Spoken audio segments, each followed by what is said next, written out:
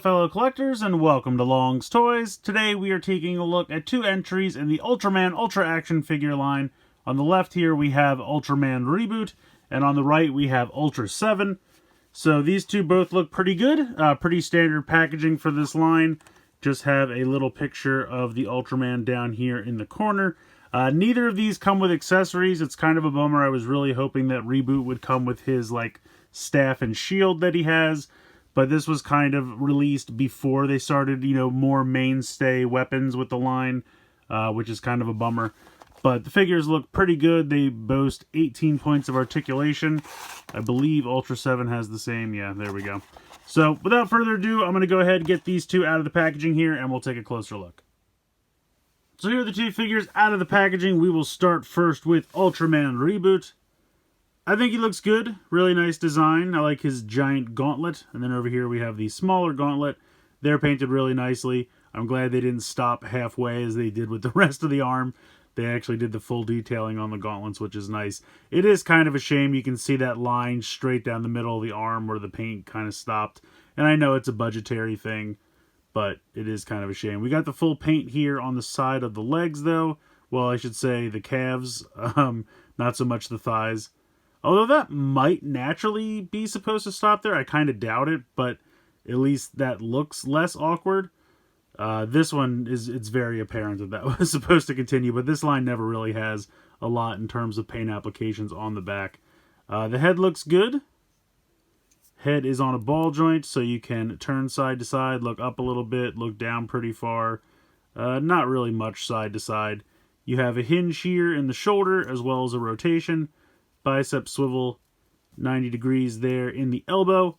You have a wrist swivel, and then they have these two sets of fingers, which I'm not a huge fan of this style of articulation for hands. I'd rather it just be, something like this if it's kind of meant to grasp something, because I feel like when you try to, squeeze these down, they just don't really work all that well. They don't hold.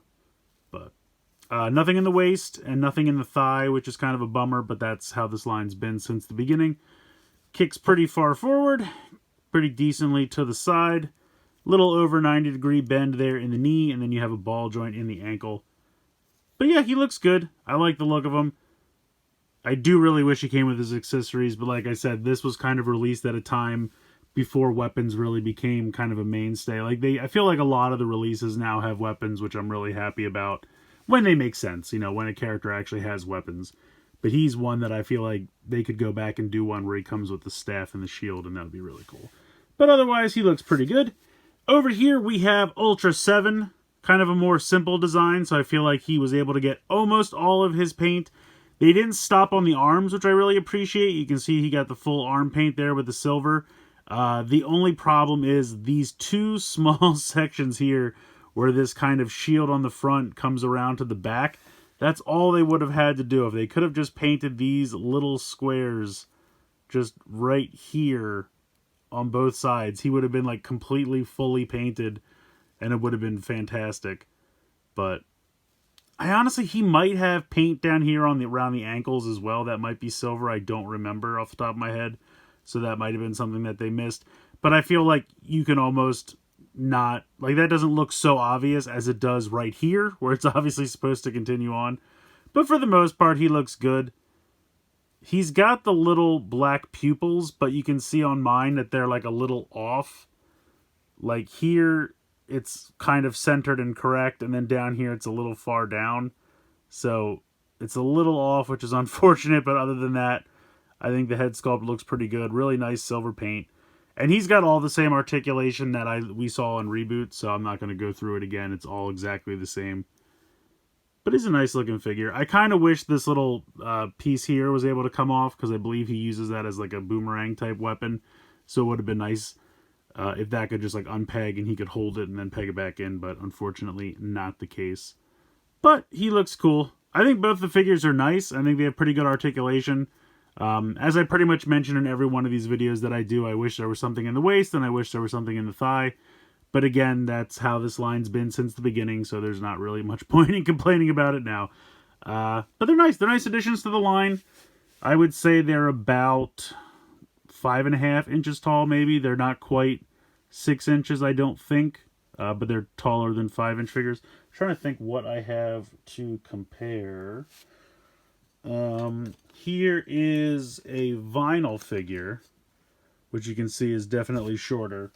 And then here is a deluxe Transformer. So you can see they're slightly taller than that. So I would say probably about 5.5 inches, maybe not quite 6 inches tall.